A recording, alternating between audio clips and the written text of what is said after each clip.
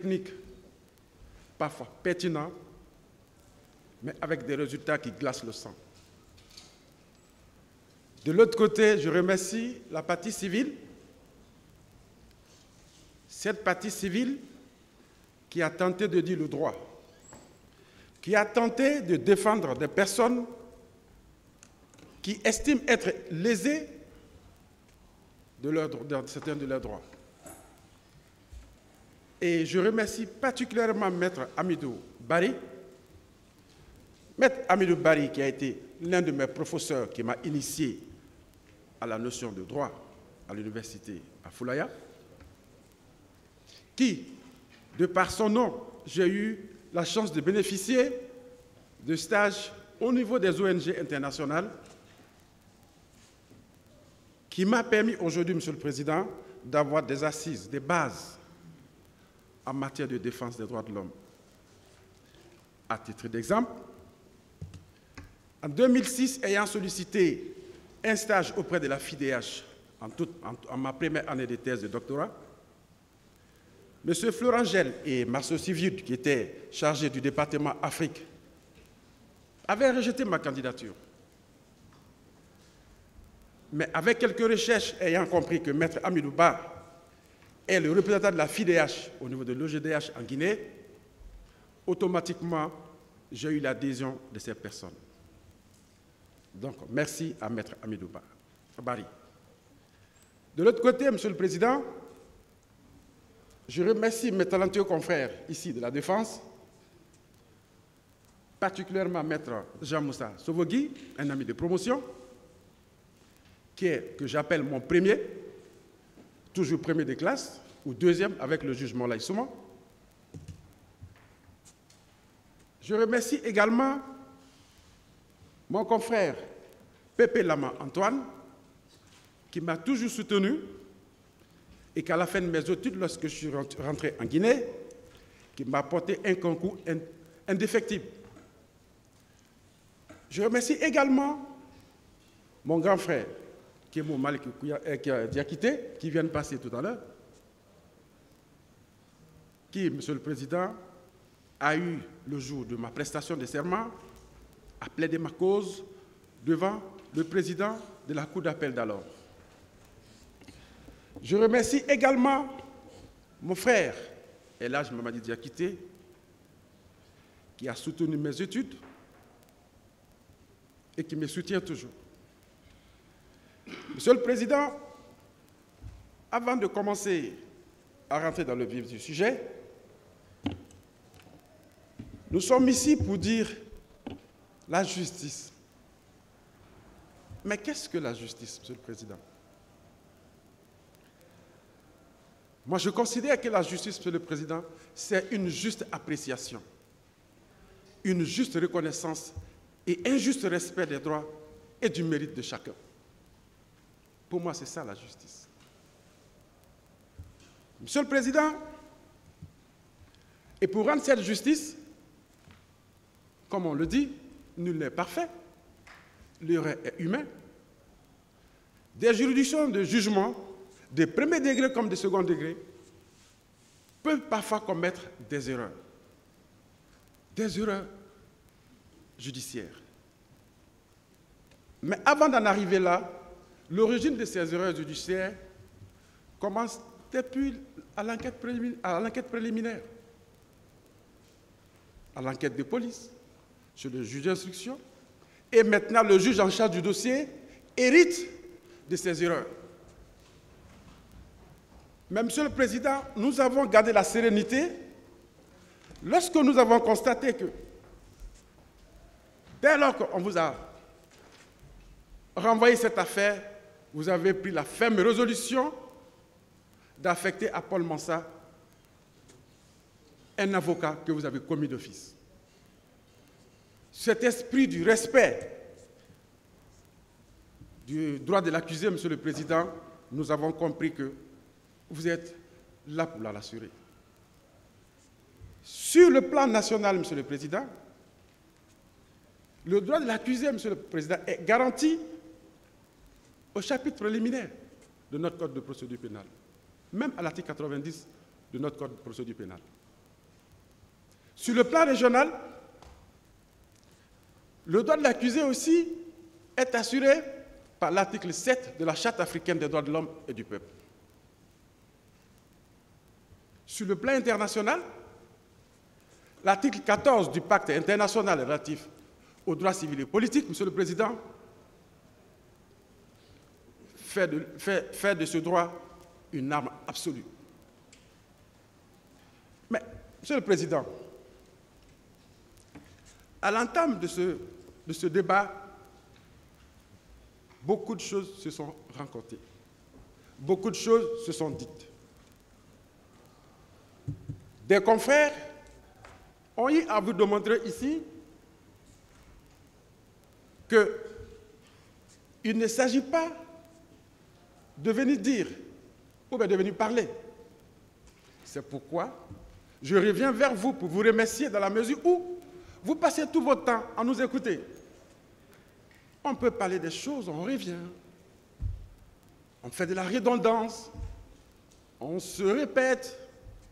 Patient, vous écoutez. Parfois, on peut même sembler ennuyant.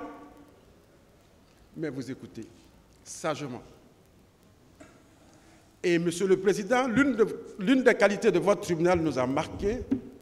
Nous avons constaté que vous épluchez chacun des mots qui sont dits devant votre tribunal. Le plus souvent, vous nous rappelez même des phrases que nous ne nous rappelons pas. Mais pourquoi ces mesures? C'est pour rendre une saine justice. Mais un spécialiste à la Cour suprême m'a dit l'autre jour, pourquoi parler d'une saine justice? Le mot justice seulement est suffisant. Nous sommes là, Monsieur le Président, pour dire ce qu'est la justice. Et la justice qui doit être prononcée, non seulement à l'égard de tous ces accusés qui sont assis devant vous, Monsieur le Président, mais particulièrement à l'égard de Paul Mansah. Monsieur le Président, moi je suis content d'être parti à ce procès, surtout de me trouver du côté de la défense. Parce que je sais qu'un procès criminel est le point central de la défense des droits de l'homme. Et nous sommes réjouis que la partie de l'autre côté là-bas, constituée des ONG de défense des droits de l'homme, sont ceux-là aujourd'hui qui sont constitués partie civile. Vous avez dû comprendre les difficultés à trouver des mots justes, parce que d'habitude, comme ils l'ont dit, ils se trouvent de notre côté ici. Monsieur le Président, la partie civile, avec la FIDH, l'OGDH, la VIPA, vous réclame un droit que vous devez réellement le donner. Le parquet en face vous demande un droit que vous devez le donner. Nous aussi, nous demandons un droit. Et vous devez nous donner ce droit. Et vous devez prononcer et dire ce droit. Monsieur le Président, avant de rentrer dans les explications, j'avais dit tout à l'heure que tout procès, surtout en matière criminelle, repose sur un principe sacro-saint qu'on appelle le principe du procès équitable. Et le procès équitable, Monsieur le Président, c'est celui-là même qui repose le droit des accusés. C'est pourquoi, Monsieur le Président, le principe du procès équitable voudrait qu'à l'enquête préliminaire, que devant le juge d'instruction, ces principes soient observés. À défaut de cela, Monsieur le Président, nous courons vers une erreur judiciaire. Comprenez, en 2004, avec l'affaire Outreau, en France, Myriam Badawi, ce n'est qu'après quelques années que sur 17 accusés, 13 ont été acquittés pour erreur de justice, commis par le juge d'instruction.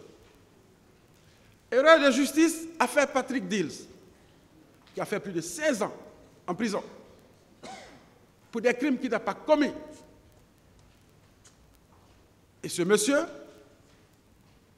a recouvré la liberté après 16 ans. L'État français était obligé, d'un premier temps, de lui donner un dédommagement de 146 000 euros. Après, 444 000 $, soit un montant de 650 000, à l'effet de le dédommager des préjudices qu'il a subis du fait des erreurs judiciaires. Monsieur le Président, comme je vous l'ai dit tout à l'heure, Paul Mansart, c'est suivant mandat de dépôt en date du 13 mai 2015, que Paul Mansart a été envoyé devant le pôle de juge d'instruction. Mais il a été poursuivi dans un premier temps. Vous comprendrez la variation des infractions reprochées à Paul Mansart.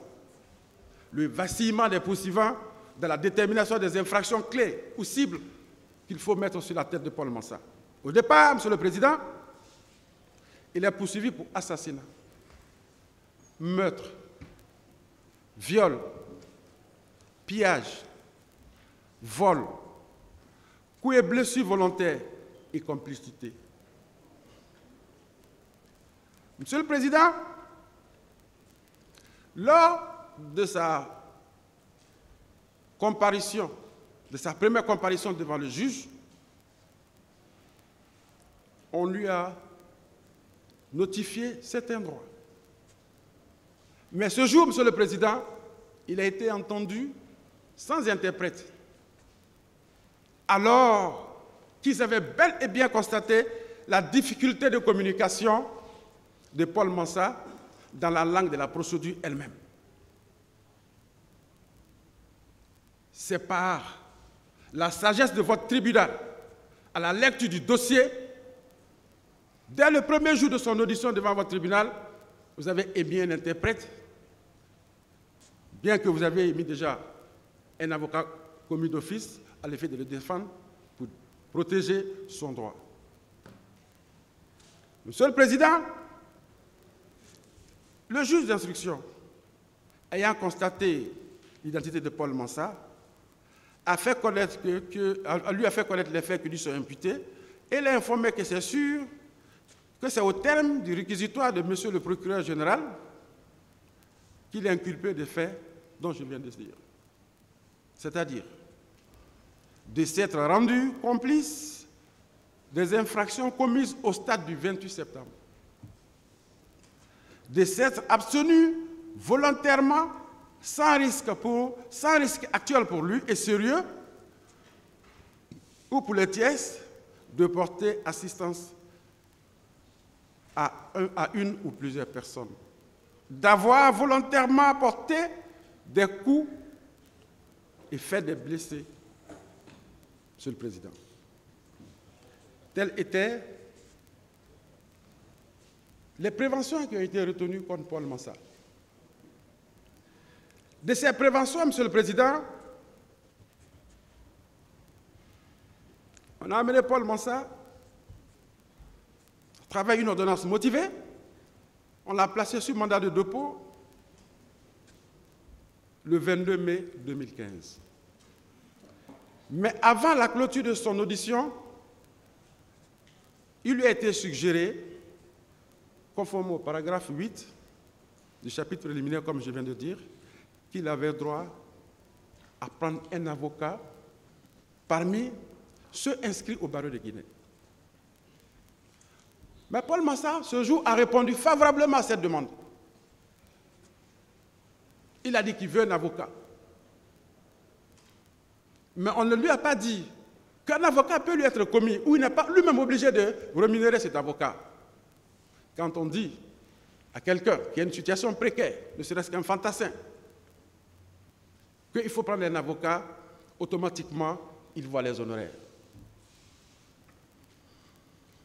Malgré tout ça, Paul Mansart a sollicité un avocat pour le défendre. Mais cet espoir lui a été juste donné peut-être pour se débarrasser de lui ce jour, Monsieur le Président. C'est pourquoi, Monsieur le Président, notre plaidoirie ne sera pas très long. Nous avons l'habitude d'être pragmatiques. Les analyses empiriques, c'est là-bas où nous nous trouvons, Monsieur le Président. Les considérations ou des notions de connaissance de droit pour émerveiller votre tribunal, Monsieur le Président, nous ne sommes pas dedans. Nous savons sur quoi nous sommes liés. Vous, vous dites le droit. Nous, on vous dit quel droit vous voulez dire. À vous d'accepter ou pas. Monsieur le Président, Paul Mansart a été entendu au mépris des principes du procès équitable.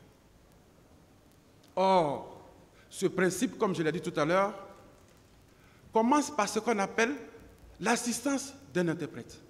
Merci.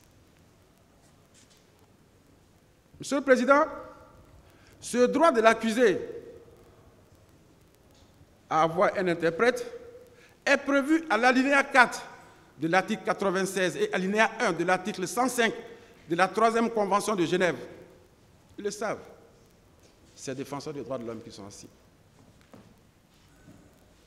Ce droit, Monsieur le Président, est prévu à l'article 3, à l'alinéa 3 de l'article 72 et l'alinéa 2 de l'article 123 de la 4e Convention de Genève, toujours de 1949.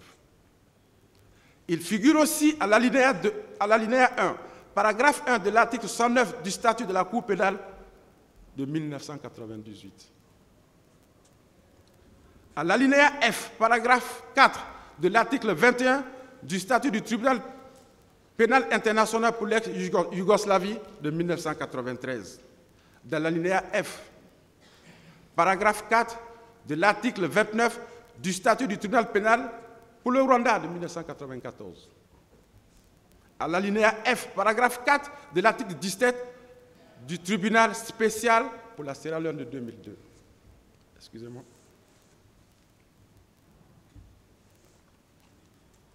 Comprenez l'universalité de ce droit, Monsieur le Président. Un droit inaliénable qu'on ne peut en aucun cas outrepasser. Mais que faire quand on vous donne des matériaux défectueux et on vous demande de parfaire? C'est ce travail, Monsieur le Président, qu'on veut vous donner. Monsieur le Président, je vais revenir un peu en arrière. Dans une affaire, Belgacem et Kos contre l'Allemagne, ou Kamenchevski contre l'Autriche, qu'est-ce que la Cour européenne a retenu? La Cour européenne des droits de l'homme a jugé que ce droit comprenait l'obligation des autorités de faire traduire ou interpréter non seulement les déclarations orales, mais aussi les pièces utilisées comme éléments de preuve. Monsieur le Président, dès lors, pendant que Paul Mansart est allé devant votre tribunal, a-t-il eu l'occasion de connaître même les prétentions qui lui ont été prêtées? A-t-il eu l'occasion de voir des pièces qui accompagnent les charges qui pèsent contre lui? Non, Monsieur le Président. Et qu'est-ce que la Cour européenne des droits de l'homme a retenu? La Cour européenne des droits de l'homme a jugé que ce droit comprend l'obligation des autorités non seulement à faire traduire et interpréter non seulement ces déclarations orales, mais impose aux États d'adapter les textes nationaux à ces normes. Monsieur le Président,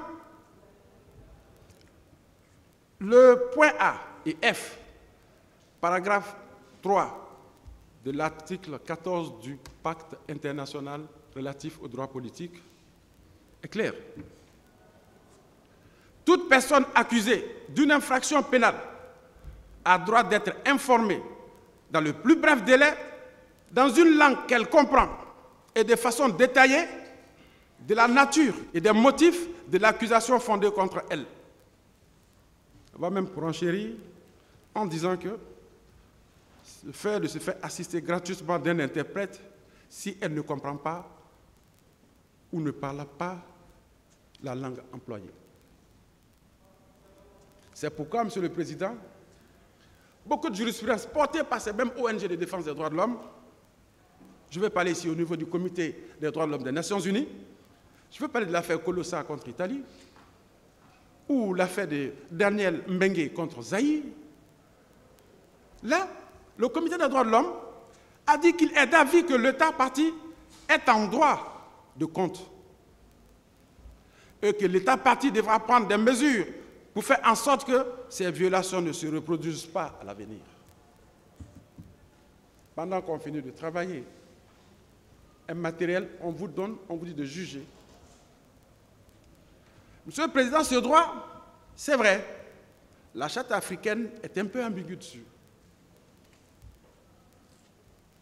La charte africaine, très peu explicite. Mais la Commission africaine des droits de l'homme a précisé qu'il faisait partie intégrante du droit à un procès équitable. C'est pourquoi ils ont adopté la résolution 3422 sur les procédures relatives aux droits et recours à un procès équitable. Monsieur le Président, comprenez avec nous que ce droit, le droit de se faire assister d'un interprète, c'est-à-dire si l'accusé ne comprend pas la langue employée dans la procédure, est inscrit non seulement au paragraphe 7 de l'article préliminaire de notre Code de procédure pénale. Qu'est-ce qu'il dit? Il stipule que si la personne suspectée ou poursuivie ne comprend pas la langue officielle, elle a le droit, dans une langue qu'elle comprend, et jusqu'au terme de la procédure, à l'assistance d'un interprète, y compris pour les entretiens avec son avocat, ayant un lien direct avec les interrogatoires. Monsieur le Président, c'est votre juridiction qui a donné ce droit à Paul Mansa. À l'enquête préliminaire, comme devant le pool de juges d'instruction, ce droit a été bafoué. Mais, Monsieur le Président, ce sont ces éléments qui sont quittés non seulement devant le pool de juges d'instruction, qui permettent des bases, de socle aux poursuivants qui sont assis devant moi, à la partie civile, de mener ou de poser des questions à Paul Mansa à l'effet de le confondre. Monsieur le Président, le point D de l'article 90 est une illustration. Il en dit aussi clairement et insiste sur le fait d'avoir un interprète.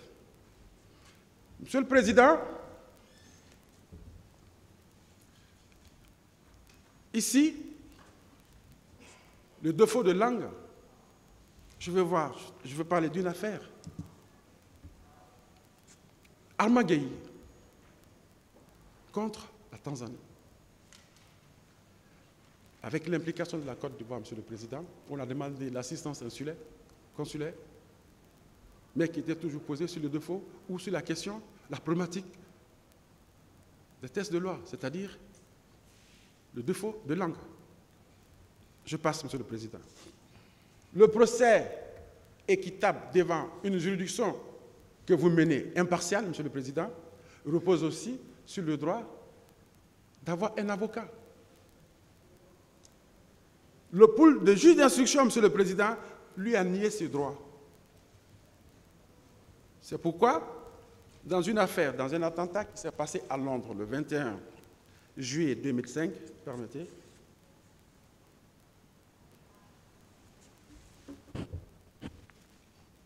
il y a eu 3 accusés. Ces 3 accusés, Monsieur le Président, ont été entendus. Une 4e personne aussi a été entendue, mais qui est venue, qui a reconnu avoir fourni de l'aide aux poseurs de bombes, ce qui lui a valu son inculpation et sa condamnation. Mais la Cour européenne a constaté quoi? Qu'il peut parfois arriver qu'un simple témoin peut s'auto-incriminer dans une affaire s'il n'est pas accompagné d'une personne assermentée ou une personne qui a une connaissance en défense des droits d'un accusé. L'intimidation, la peur des autorités, la présence dans un cadre qui ne lui est pas commun peut pousser une personne à s'auto-incriminer devant les autorités, Monsieur le Président. Et ça, la Cour européenne en fait de cela une arme absolue. À cet effet, Monsieur le Président,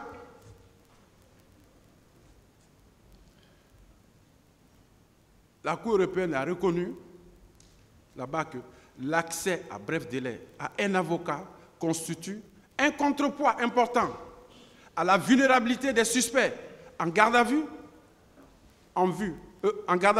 et offre une protection essentielle contre la coercition, les mauvais traitements dont ils peuvent être l'objet de la part de la police et contribue à la prévention des erreurs judiciaires et à l'accomplissement du but de l'article 6 de la Charte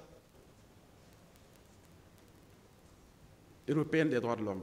L'article 6 de la Charte européenne des droits de l'homme correspond chez nous, Monsieur le Président, au paragraphe 8 du chapitre préliminaire. Il correspond à l'article 7 de la Charte africaine des droits de l'homme, à l'article 14 du Pacte international relatif aux droits de l'homme, Monsieur le Président.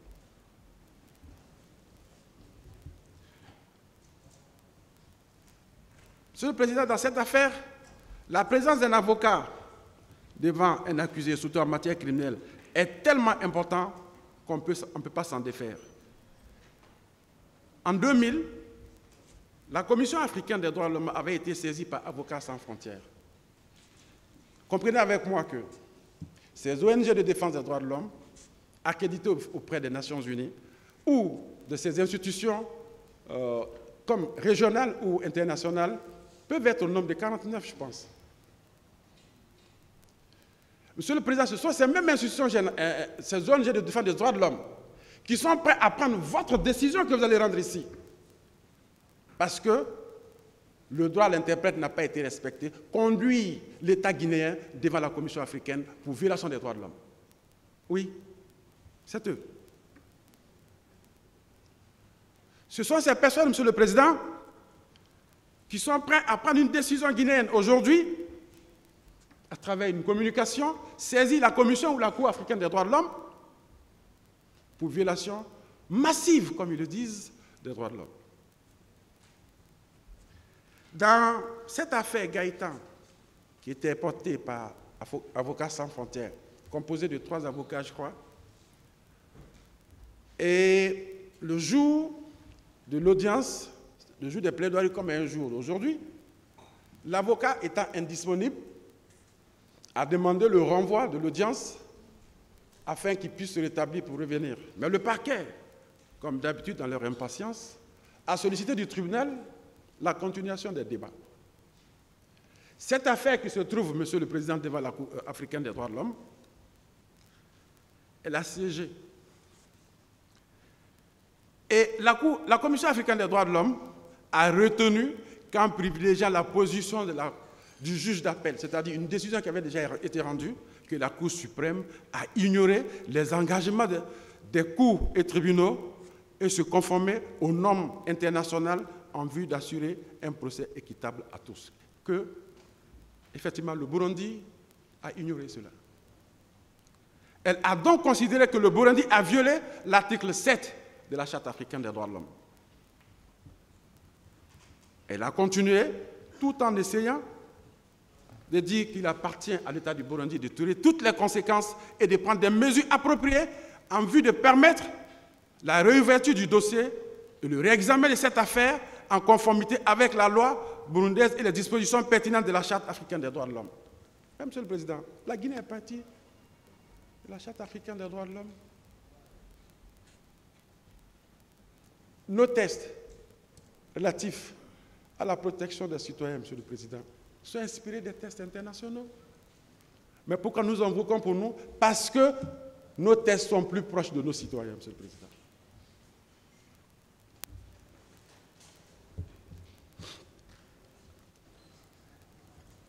Monsieur le Président, l'article 14 du Pacte international relatif aux droits politiques,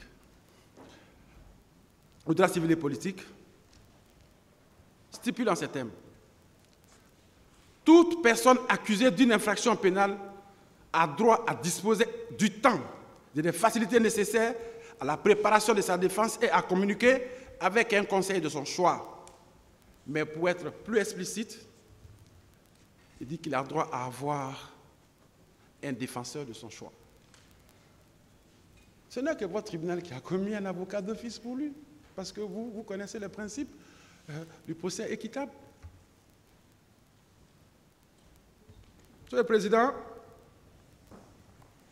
le procès équitable aussi repose sur le respect du délai raisonnable. Le délai raisonnable, à la lumière de M. Sidiki Bérété hier, en Guinée, on peut parler de 2 ans, 24 mois. C'est vrai, ces tests internationaux ne sont pas très clairs sur ça. Ils ne sont pas très précis dessus. Mais un détenu qui fait déjà plus de 6 mois sans que sa cause ne soit entendue, Monsieur le Président, est une violation de ce qu'on appelle le droit à un procès équitable. Aucun de ces accusés n'a moins de 6 mois. Aucun. Et on les traduit devant vous, on vous demande de juger, Monsieur le Président.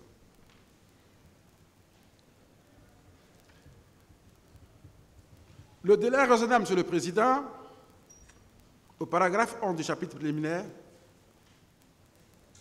il doit être définitivement statué sur l'accusation dont cette personne fait l'objet dans un délai raisonnable. Ça, c'est notre test guinéen.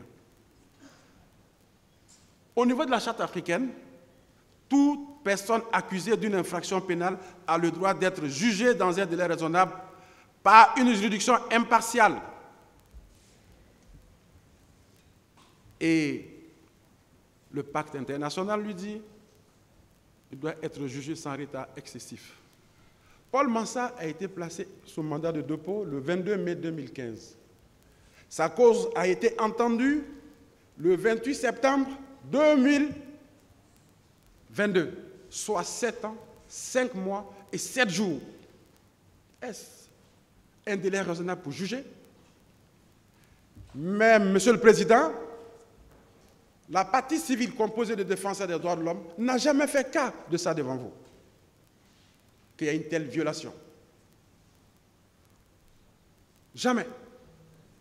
Le parquet, non, ça c'est des débats qui ne l'intéressent pas. Lui veut condamner. Lui, il veut prononcer des peines comme si on distribuait des pains à des petits garçons. Monsieur le Président, étant donné que les infractions qui sont reprochées à Paul Mansah reposent sur le travail qui a été mené à l'enquête, à l'information, qui sert de base aux poursuivants, à la partie civile, nous allons essayer, Monsieur le Président, de rentrer dans le fond, essayer de parler de ces infractions.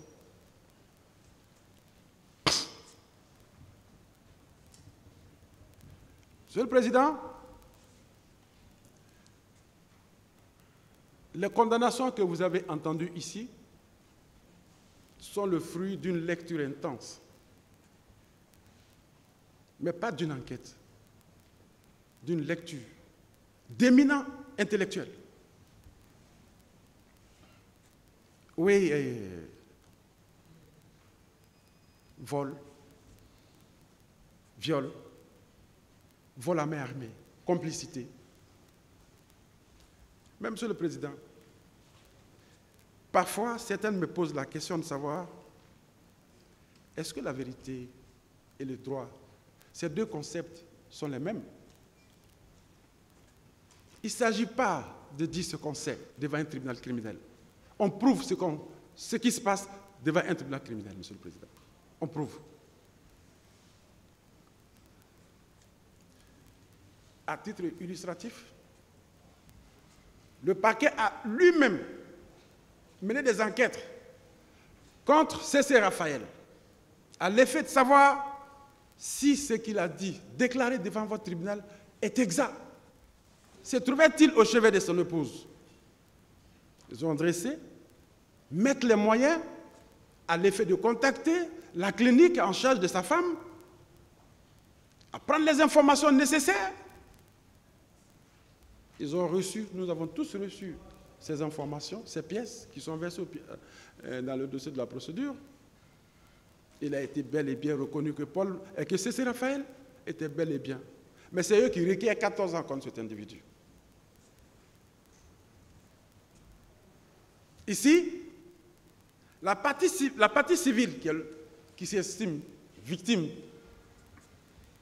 dans cette affaire demande, Monsieur le Président, la libération pure et simple du commandant Toumba. Pourquoi? Parce qu'elle a estimé qu'il n'y a aucune charge suffisante contre lui.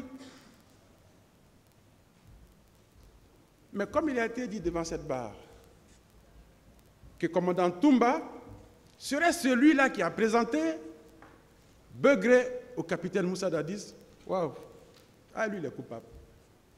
Parce que ce dernier, pour une raison de droit et pour une raison de loyauté et pour une raison d'honnêteté, se déplace à aller libérer injustement des personnes qui sont incarcérées au niveau du PM3. Oui, dans cette affaire du 28 septembre, oui, c'est le coupable idéal. Pour cela, Monsieur le Président, les éminents magistrats du parquet requièrent contre lui 15 ans d'emprisonnement. Alors que la société dont ils défendent, les partis lésés dans cette affaire, eux-mêmes réclament la libération de Toumba pour manque de charges contre lui. Comprenez avec nous quelles sont les difficultés que le ministère public a eu à démontrer devant votre tribunal. On poursuit Paul Massa pour enlèvement. Mais un enlèvement consiste à prendre une personne d'un lieu à un autre endroit. Paul Massa, Monsieur le Président, a toujours eu l'heure des événements du 28 septembre, j'étais à Cancan. Je suis venu à Conakry après les événements du 28 septembre. Dans cette notion d'enlèvement, Monsieur le Président, toutes les victimes qui sont passées devant votre tribunal, aucun d'entre eux n'a eu à dire devant vous que Paul Massa l'a enlevé d'un endroit quelconque à un autre endroit. Les leaders politiques qui étaient là, Lucien Fall, notre actuel Premier ministre, ont tous témoigné qu'aucun de leurs sympathisants ne les a apporté la preuve qu'ils ont été enlevés par Paul Massa Guilabogui. Mais les événements du 28 septembre, ce sont les leaders et les manifestants. Ce procès a eu lieu pour rétablir les victimes de cet événement. Mais c'est eux qui ne reconnaissent pas avoir vu Paul Massa les enlever. Monsieur le Président, un travail bâclé va toujours engendrer un résultat bâclé. Mais moi, je suis là, j'ai la certitude, Monsieur le Président. Vous et vos assesseurs nous ont rassurés. Parfois, nous disons que le métier des juges est difficile.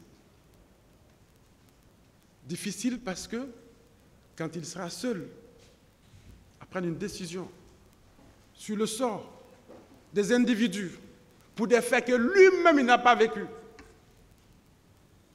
qu'aucun de ses assesseurs n'a vécu, que ceux qui accusent ou ceux qui viennent se plaindre n'ont même pas vécu, on lui demande de prendre une décision. Croyez-moi, ce métier est difficile. La preuve en est, nous, la défense, comme la partie civile, nous avons une mobilité absolue. Mais comme l'a dit mon grand frère Malik Yemoko, de 9h à 14h, de 15h à 17h, ils sont assis, ils écoutent patiemment, en train de scripter tout ce qui se dit. pour ne pas prendre une décision qui peut être taxée d'une erreur judiciaire. Monsieur le Président,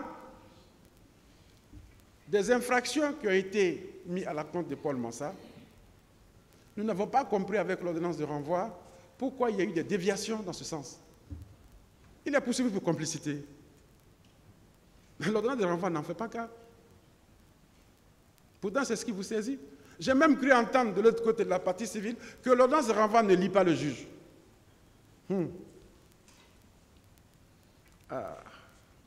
Qu'est-ce qui lui permet de juger si ça ne le lit pas? Oui, parce que l'enquête, tout se fait devant lui, ce qui se fait devant lui, c'est la finalité.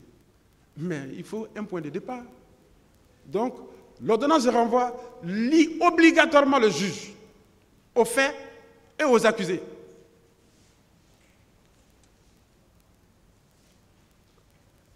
Dans leur panoplie d'informations, d'infractions,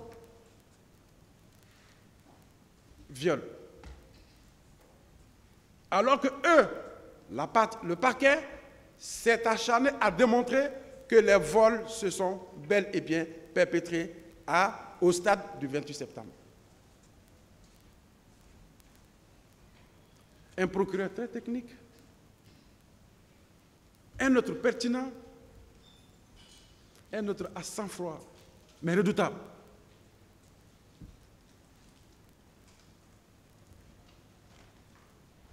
Malgré, Monsieur le Président, la pertinence de leurs prétentions, ils n'ont pas pu démontrer ces faits qu'ils allèguent contre Paul Mansah. Étant donné, un vacille de l'autre côté, après on revient de l'autre côté, on le poursuit maintenant pour séquestration. Mais quand on entend séquestration, on suppose qu'il y a eu d'abord arrestation. Même à domicile. Quand il y a séquestration à domicile, ce qui veut dire que la personne a été mise dans une condition où il n'était plus libre de sa liberté. Mais il y a une personne qui est l'instigateur de ça.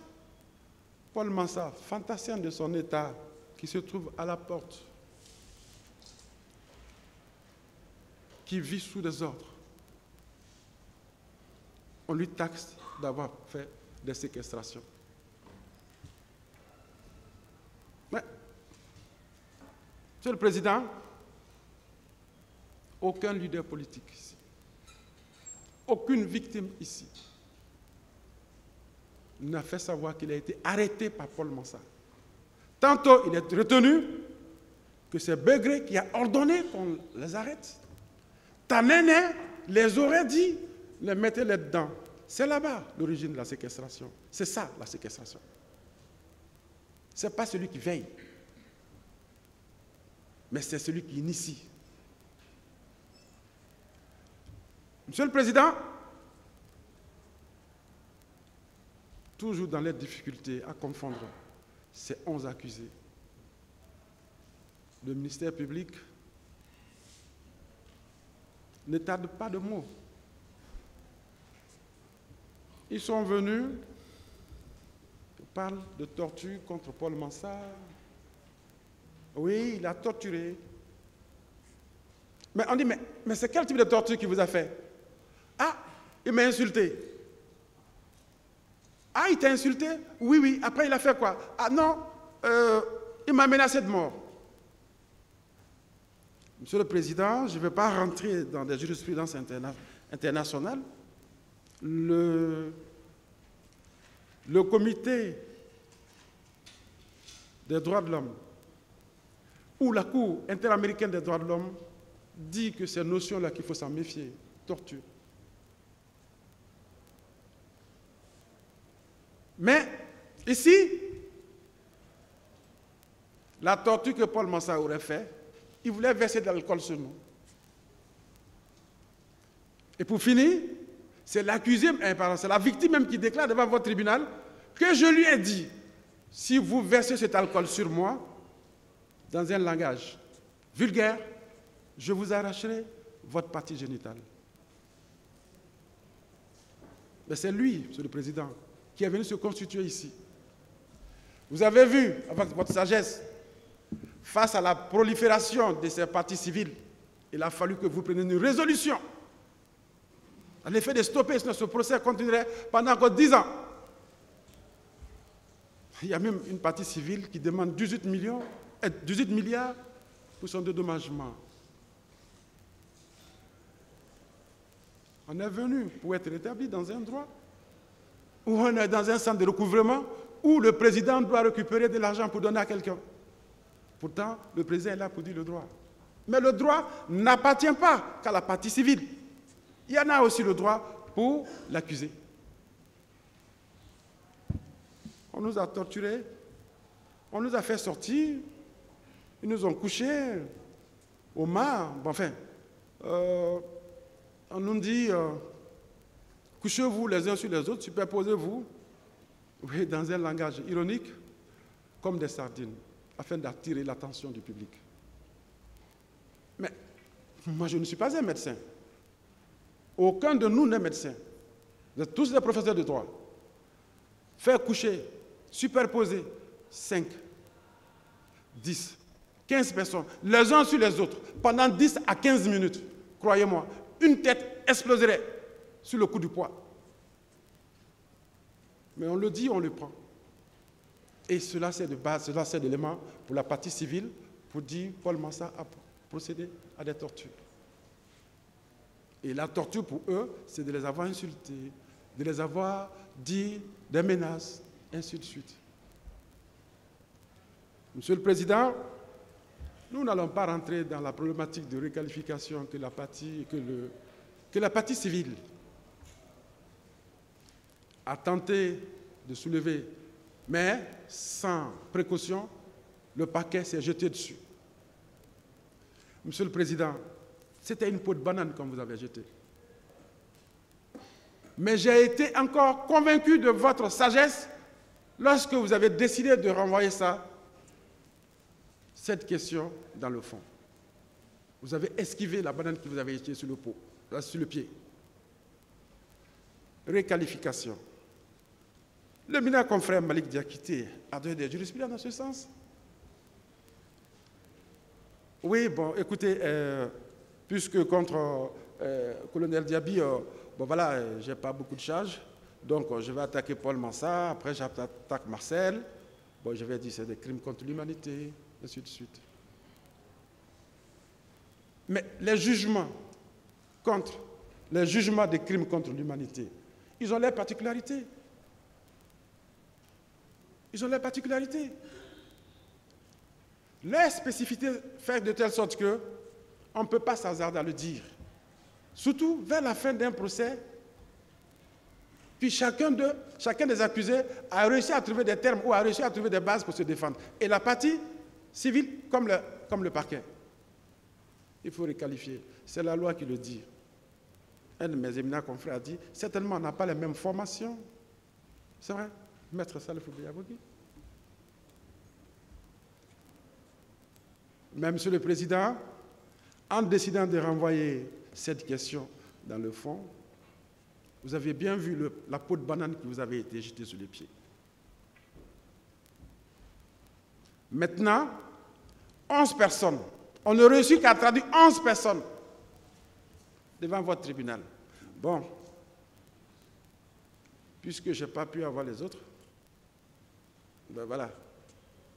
Ceux qui sont à ma portée, je me contente d'eux, et puis bon, je les mets toutes les charges sur le dos, et puis bon, le bilan va trancher, et puis bon, voilà. Malik Kimoko l'a dit. Notre justice qui l'accuse. De quoi? De légèreté. Il accuse notre justice. De quoi? De complaisance. De quoi? De méconnaissance même de la règle de droit. Mais l'imaginaire collectif voudrait que des personnes qui sont accusées n'ont plus de droit. Moi, en tout cas, je pense que la présomption d'innocence, bien que ça existe dans les textes de loi, mais c'est une fiction juridique. Qu'on se le dise. C'est une fiction juridique. Seuls les spécialistes de ce droit arrive à faire la distinction. Toumba Diakité était condamné avant son apparition ici. Cécile Raphaël a tapé 14 ans en prison. Présomption d'innocence. Il est où? On dit oui, il faut se lever contre nos droits. On veut le droit, mais on ne veut pas l'application du droit. Parce que, j'en suis convaincu, la liberté de Cécile Raphaël contre lesquelles le parquet a requis 14 ans, si le président arrive à ordonner sa liberté, ils vont relever appel. Parce que ça ne se doit pas.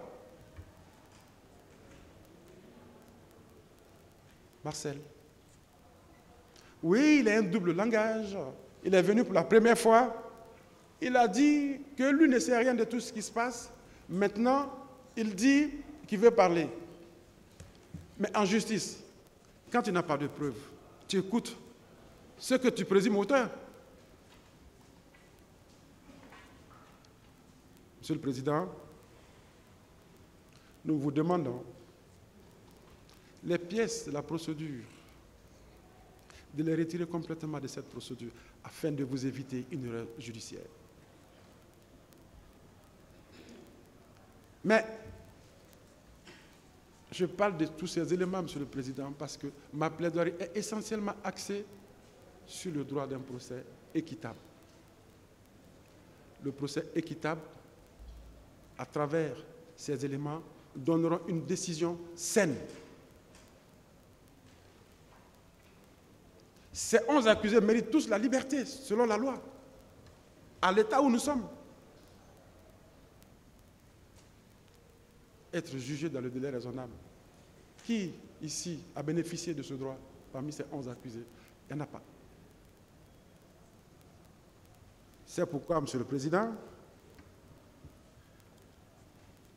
nous, d'un premier point sur la forme qui est essentielle en toute procédure, mais le fond qui ne tient même pas compte tenu des arguments avancés par la défense et par le parquet,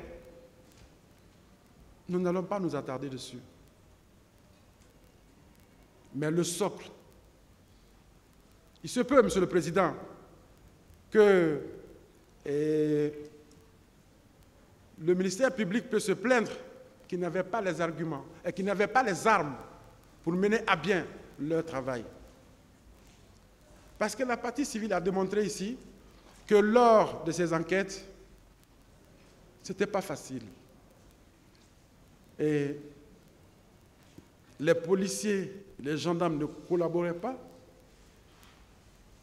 On parle de la pauvreté des magistrats et beaucoup d'autres. Mais avec l'avènement du général Mamadi Doumbouya au pouvoir, on a eu la chance, sous l'égide de Charles Wright, d'avoir ce procès. Mais pendant ce procès jusqu'à aujourd'hui, le ministère public pouvait demander des compléments d'information afin de traduire plusieurs personnes ici. Ils ne l'ont pas fait. Pourtant, la loi le leur confère. Il faut se contenter de ces 11 accusés et les envoyer à l'abattoir.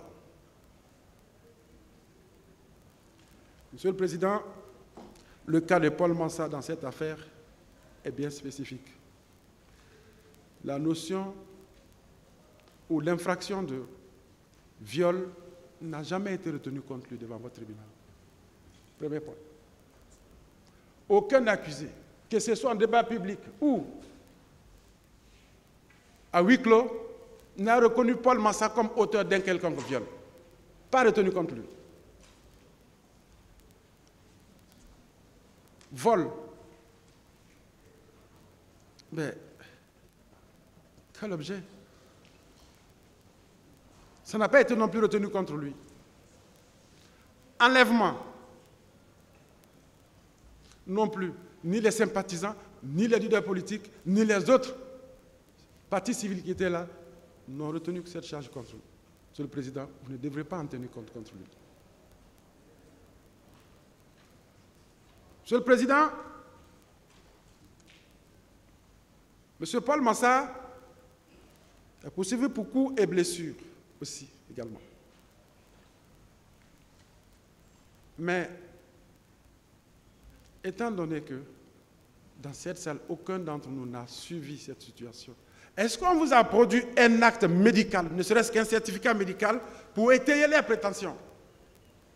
Nous avons suivi des coups et blessures de la part de Paul Mansart. Voici ce que me donne le médecin légiste. Aucun certificat médical, Monsieur le Président, n'est dans les pièces de la procédure. Aucun. En tout cas, provenant du camp Koundara. Il n'y en a pas.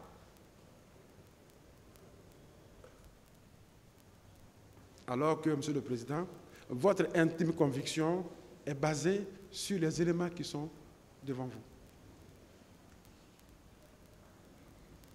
Que la prolifération de parties civiles à ce procès ne veut pas dire que coûte la partie civile, d'une part, a raison dans tout ce qu'ils disent, dans tout ce qu'elle dit. Non.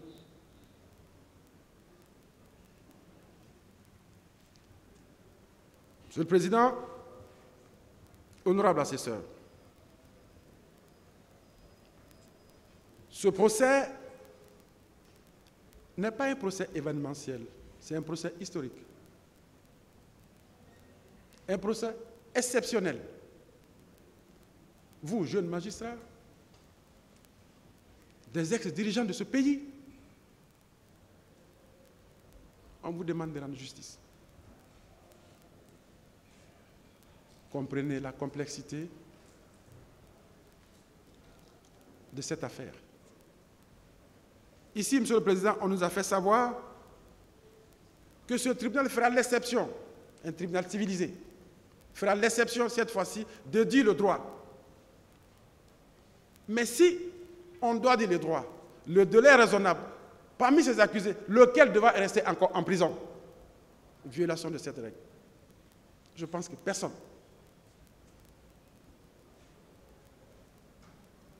On dit de dire le droit. La présomption d'innocence. Vous l'avez observé.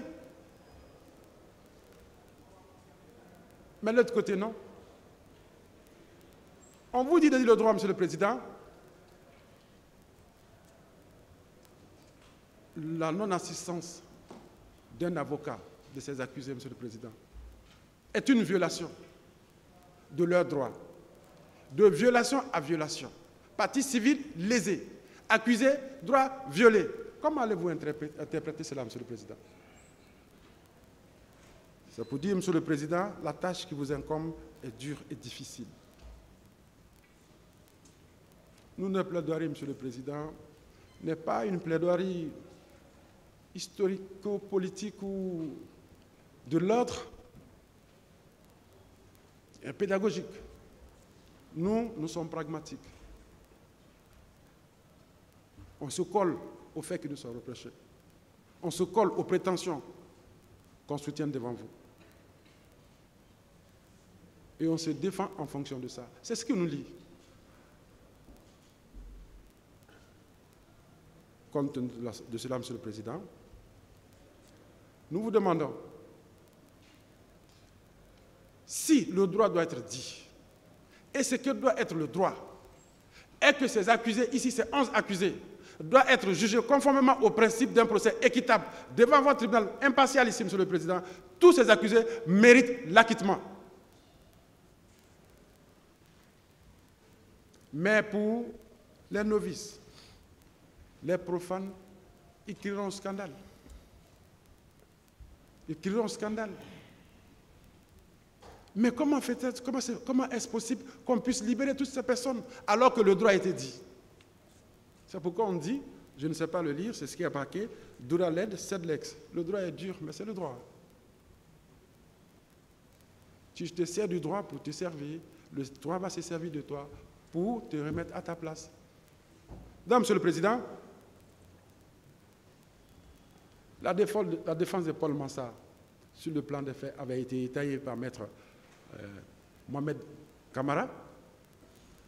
Les questions de requalification auxquelles moi je ne m'aventure pas, Monsieur le Président, parce que je juge que c'est de la fantaisie. De la fantaisie. Au contraire, si on vous demandait de suspendre le droit, ne serait-ce que pour une semaine, pour des compléments d'information, on comprendra.